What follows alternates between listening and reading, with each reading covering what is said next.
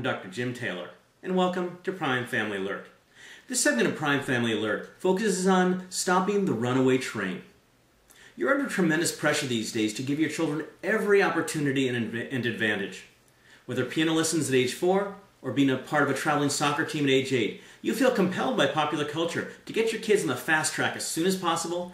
Otherwise, they're going to be left behind and you may permanently stunt their development. Unfortunately, being seduced by these messages only makes everyone in your family miserable. You feel like you've lost control of your family. Both you and your kids are overwhelmed and stressed out.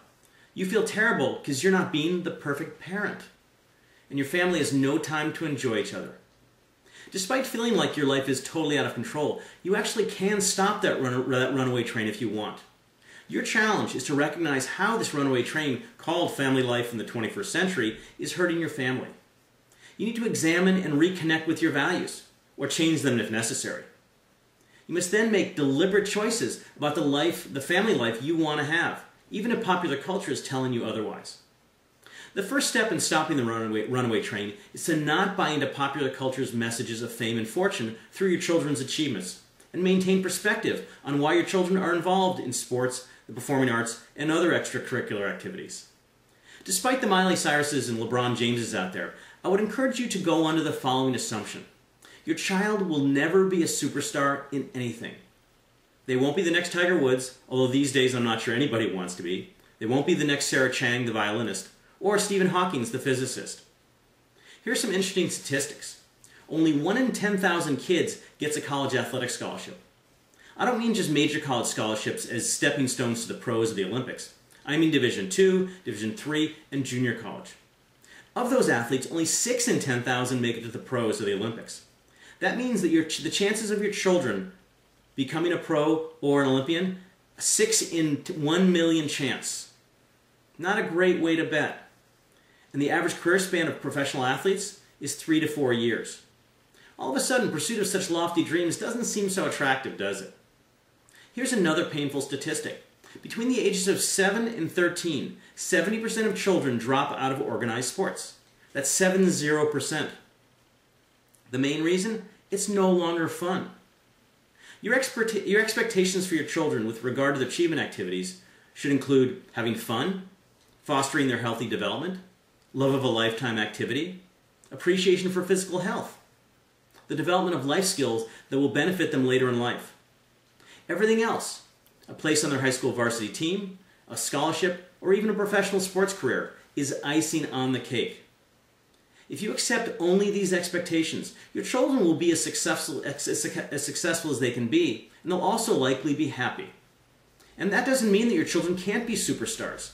Someone has to win the Olympic gold medals, perform at Carnegie Hall, or go to Oslo to accept the Nobel Peace Prize.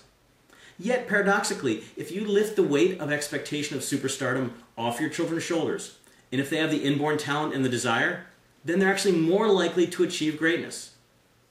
Now is the time to look more closely at the values that guide your family, and see if you're living your lives in accordance with them. Here's a helpful exercise. On one side of a piece of paper, list some of the activities that are consistent with your values. They might include some shared family activities, travel, religious or cultural experiences, or being outdoors. Then on the other side of the sheet of paper, list your actual weekly schedule. If yours is like most family schedules these days, you'll be amazed and troubled by how out of sync they are. Though I can't tell you what priorities you should have as you organize your family life, I can offer you some food for thought on areas you will want to consider as you decide how you want to emphasize the value of family in your family. Studies have found that about 1 in 5 children are overweight, more than double the number 20 years ago. And 70% of overweight children become overweight adults, creating even more health problems. Because of this threat, your children's physical health should be a priority in your family. Popular culture hurts your children's health with fattening foods, candy and soft drinks, and TV and video games that keep them sedentary. Your children's lives should never interfere with them eating 3 healthy meals a day. They should have regular opportunities for exercise. Your children should always be able to get a good night's sleep, which the research shows is children who get less than 8 hours sleep do less well in school. Education is another value that should take precedence in your children's lives. Considerable research has demonstrated the value of education in their lives. Children whose families value education have fewer emotional problems, are less likely to drink alcohol or take drugs, and have lower rates of sexual activity, sexually transmitted diseases, and pregnancy. As adults, they have better paying jobs, fewer health problems, and lower rates of divorce. You should give your children whatever support and resources are necessary for them to do their best in school. Your children should always have the time to complete all their homework assignments as thoroughly as they can, and social and extracurricular activities, whether, for example, sports or video games, should never get in the way. Unstructured play is becoming a dinosaur in the lives of today's children. According to studies, school-aged children's playtime has decreased by 25% and older children's playtime by 45% between 1981 and the present. Children these days are just too busy to play, and many seem to have lost the ability to play. Instead, too often children's play involves sitting in front of a video game console, a television, or a computer, which isn't play at all. Parents have also lost sight of the value of play, seeing it as a distraction from their children's efforts in school and other achievement activities.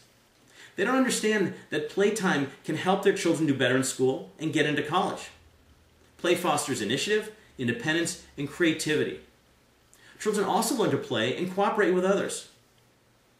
Active play also develops motor coordination, enhances fitness, and fights obesity.